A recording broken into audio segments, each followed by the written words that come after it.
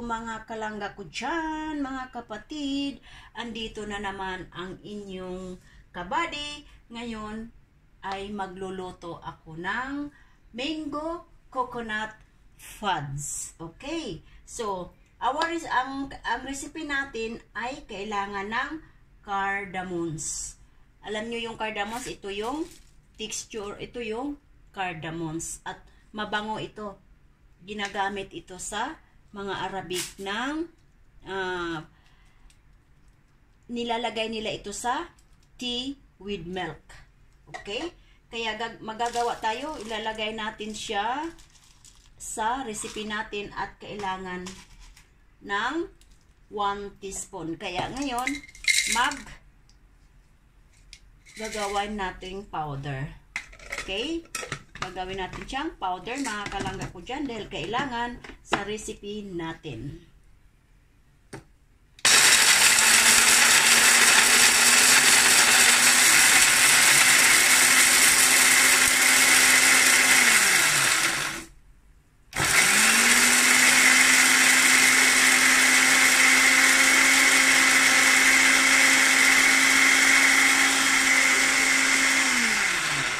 Kailangan ay powder na powder. Yan, hindi pa siya gaanong powder na powder. Kaya uulitin natin. Mga kalangga ko dyan. Ito na siya, oh. Ang bango. Grabe ang bango. Grabe niya, mga kalangga ko dyan. Ang grabe. Sa amoy. Amoy na amoy. Amoy na amoy siya talaga, mga kalangga ko dyan. Kaya tingnan ninyo ang ating cardamom powder. Kunti lang naman ang kailangan nito, mga kalangga ko dyan, oh. Pero yung bango niya ay super. Mas maano pa ito sa vanilla ang amoy niya. Ito na siya. Kukuha lang tayo ng 1 teaspoon, mga kalangga ko dyan, yung cardamom natin, at ilalagay natin dito para pagsamahin ko sa ibang ingredients. At itong recipe natin, mango coconut fudge, ay kailangan talaga may niyog. Ngayon, may dalawa akong niyog dito. Biniyak ko na naman. Okay? Pero ito siya ay i-shredded natin. Shredded. Kaya, kailangan natin siyang i-shredded. Gamitan siya natin ng shredded na gamit. Kaya, dito siya natin gagamitin dito. Pero una, ay tatanggalin ko yung bao.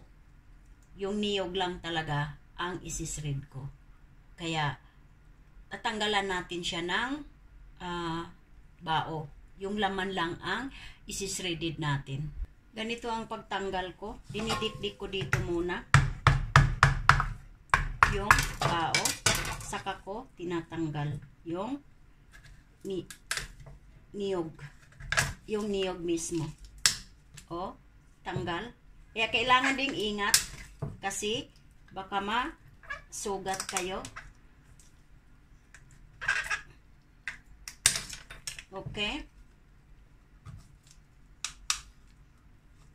Ito na siya. Natanggal na natin yung kalahati. Ayan na, nakuha na. Dito natin ilalagay.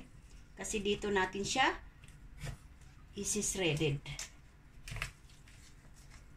Okay? Kahit pa konti-konti, kasi kailangan siya ng 400 ml ang na-shredded natin na niyog. Kahit pa konti-konti lang, at least, natanggal natin ang niyog mula sa bao. Matrabaho siya. Talaga, matrabaho. Kaya ito siya, oh. Ito na yung natanggal natin. Kaya tuloy lang natin sa pagtanggal. Ito na siya, mga kalangga ko dyan. Natapos ko din. At yung dalawa, natanggal ko talaga siya na buo. Kahit dito mahirap ang yung pangtanggal. Walang pangtanggal ng niyog. Yung tinatawag na yung lugit sa amin, sa Bisaya.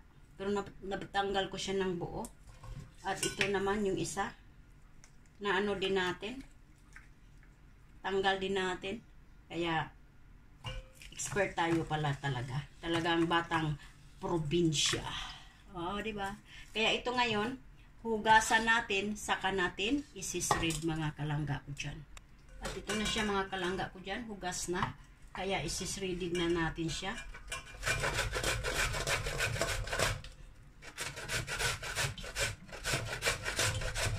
Malambot naman siya isrid mga kalangga ko dyan. Malambot.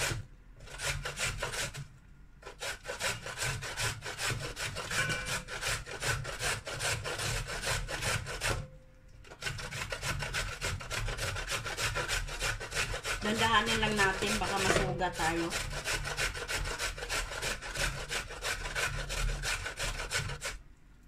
Ganito siya.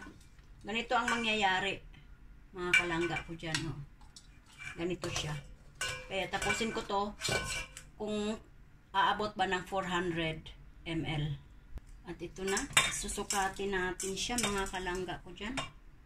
Kung nakaabot ba ng 400 ml.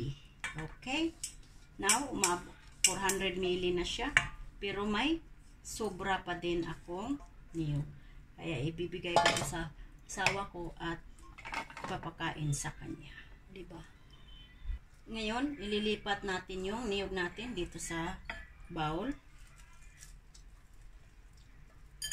Kasi ngayon ay mag-puree tayo ng mangga. Mag-puree tayo ng mangga mga kalangga ko dyan. May 3 akong mangga.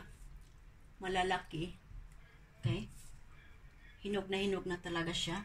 Ipipuree ko to siya. Saka natin umpisahan ang paggawa sa mango coconut fudge. Dito na. Anuhan na natin. Umpisahan na natin ang pag-puree ng mangga.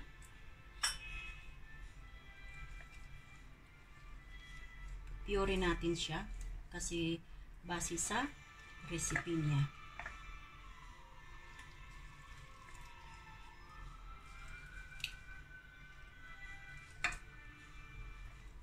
Ang nakakaano dito kasi may niyog, may coconut.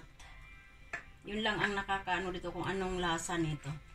Kasi marami siyang gatas. Sa recipe niya ay maraming gatas mga kalangga ko dyan. Kaya mukhang masarap ito. Pero hindi ako makakain ito ng marami. Kasi mangga nga. Maraming sugar ito. Pero titikman ko lang. Kaya ako masipag gawa-gawa. Dahil hindi naman talaga ako palakain. Yung asawa ko ay palakain. Kaya ginagawan ko siya ng pagkain. At tuwang-tuwa naman ako. Dahil may mai-upload ako. Diba? Ano lang naman to? 1 cup and 1 cup and a half ang mangga puree. Mango puree. 1 and a half cup. Kaya konti lang ito. Hindi ganong marami.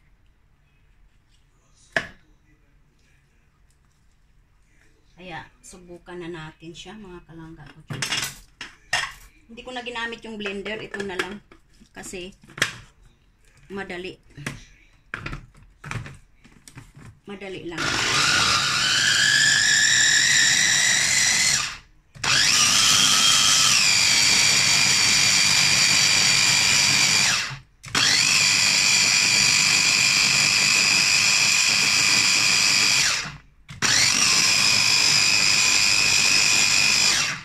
Wala pa siyang kalahati, oh. Ano pa lang siya? 300 pa lang ang dami niya. 300 ml pa lang. Ito na siya, mga kalangga ko dyan. Nagiging 1 and a half na. Kaya, umpisahan na natin ang pagluto ng mango puree, mga kalangga ko dyan. Mango puree. At ito siya ay maraming gatas. Kaso lang ay matamis. Takot ako dito. Kasi may ano pa, may asukal pa siya sa recipe niya, may asukal pa. Alam ninyo ang mangga ay mataas na ang sugar, tapos may asukal pa siya sa recipe niya. Kaya nakakatakot. Nakakatakot siya mga kalangga. Okay, ito na siya. Ready na tayo dito. At ito na yung mga ingredients natin sa mango coconut fudge na gagawin natin. Andito yung 1.5 cup sa shredded na coconut. At mayroon tayong 1.5 milk powder. At mayroon tayong 1/4 na fresh milk. May 2 tablespoon tayo na butter. May 1/2 cup na sugar. At yung cardamom na 1 teaspoon. At mayroon tayong cashew nuts na hindi siya toasted. Okay? Ito yung pan-topping natin pag natapos. At ito yung 1.5 puree na mangga. Okay? Ito yung mga ingredients natin, mga kalangga ko dyan. Kaya, uumpisahan na natin siya sa pagluto. At kailangan may extra na 1 teaspoon na butter para doon ihahalo na natin sa finishing na mango coconut fudge natin. Kaya umpisa na natin ang pagluto. Okay, dito na tayo mga kalangga ko dyan. Ilalagay natin yung butter. Lagay natin yung butter niya. Okay. Simutin natin siya sa pamagitan ng spatula.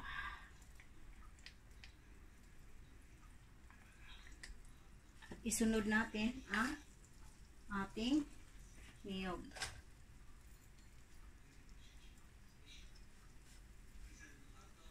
Haluin natin siya.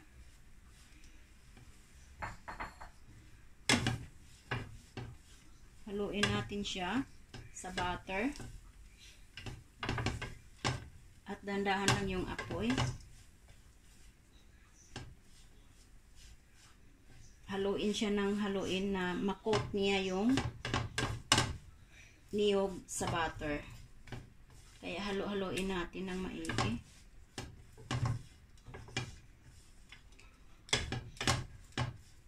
Makot lang yung mga kalangga ko dyan. Yung niyog sa butter na inilagay natin. Kaya siya hinahalo-halo.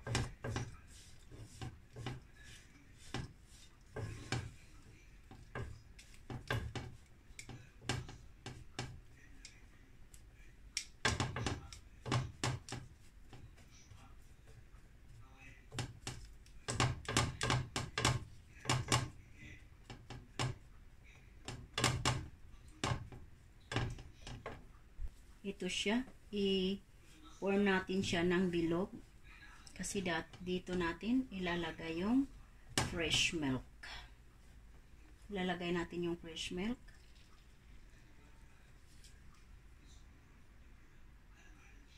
At hahaluin na naman natin.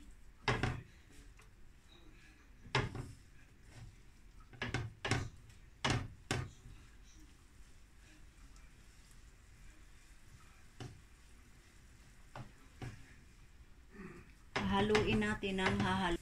Ya ito, isi-circle na naman natin. Gagawin na naman natin ganito. Kasi ilalagay natin yung mango puree natin, mga kasisikoy ko, mga kalangga ko. Ilalagay natin yung mango puree.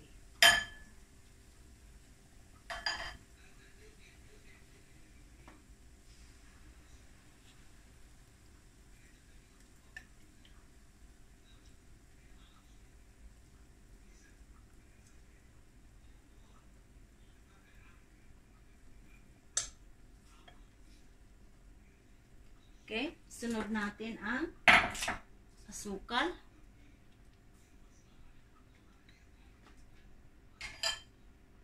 At ang powder milk. At haluin natin.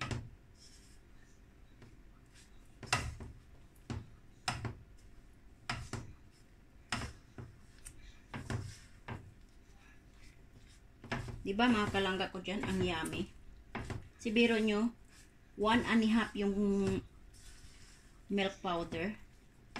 Parang naglaway na ako mga kalangga ko dyan.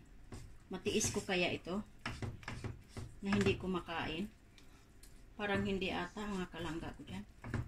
Kasi ako nga nagluluto ay naglaway-laway na. Diyos me yung aragon. Sa totoo lang, naglalaway talaga ako. Talagang hahaluin siya na dandahan yung apoy hanggat mag-ano siya. Nako, tinikman ko siya mga kalangga ko dyan. Parang hindi ko matiis. Sa totoo lang.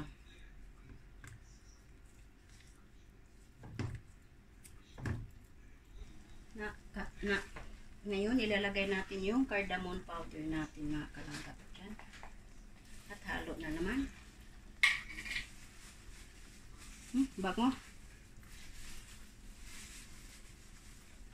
OMG ang bango.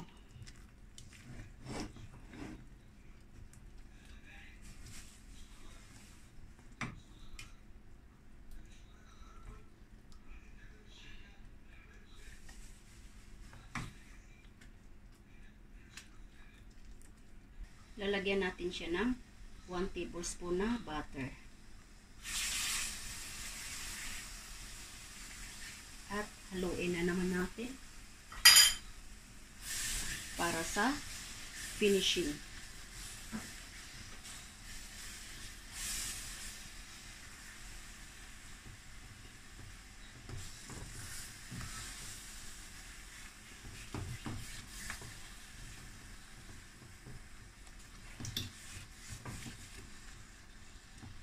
Haluin natin ng maigi para yung butter ay ma-spread mismo sa ano na. At ito na siya mga kalangga ko dyan. Kaya hihiwain na natin siya. Malamig na siya. Kaya hiwain natin. At titikman natin to siya kung anong lasa.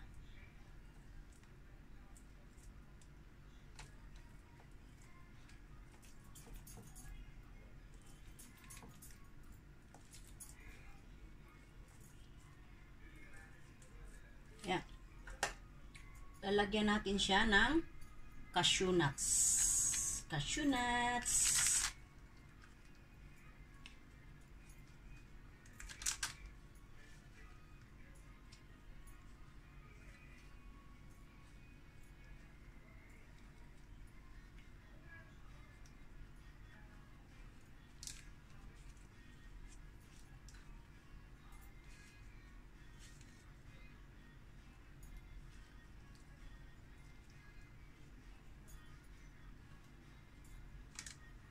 Dinadalawa ko lang siya. Sa recipe nito ay tag-isang piraso lang. Pero lagyan ko ng dalawa-dalawa. Ang maganda kasi nito ay may mangunguya ka. Di ba? Ako, gustong-gusto to sa asawa ko kasi matamis. Kaya titikman natin. Ito na siya mga kalangga ko dyan. Oh. Di ba ang ganda? Andito na siya mga kalangga ko dyan. Hiniwa ko na. At nilagyan natin ng cashew nuts. Kaya titikman natin siya kung ano ang lasa. Kaya huwag natin kalimutan. Suportahan si Kuya Bal Santos Matubang. Kalinga Prab, Ate Edna Vlog. At huwag tayong mag-skip ng ads para mapalawak ang kanilang pagtulong sa ating mga kababayan na hikahos sa buhay. Kaya at sa Team Organic, Malo de los Santos, Maria Legaspi Vlog, Selena Barbosa Official, Maria Legaspi, Ermagalo Mix Vlog, Cel TV PH, Banat Bagsik, Idna Boy sa Mix Vlog, Roth Bates Mix Vlog, at ang inyong lingkod, at kabady sa tuwing gabi, Hayat Mix Vlog. Okay, hanggang dito na lang. Bye-bye. At maraming salamat.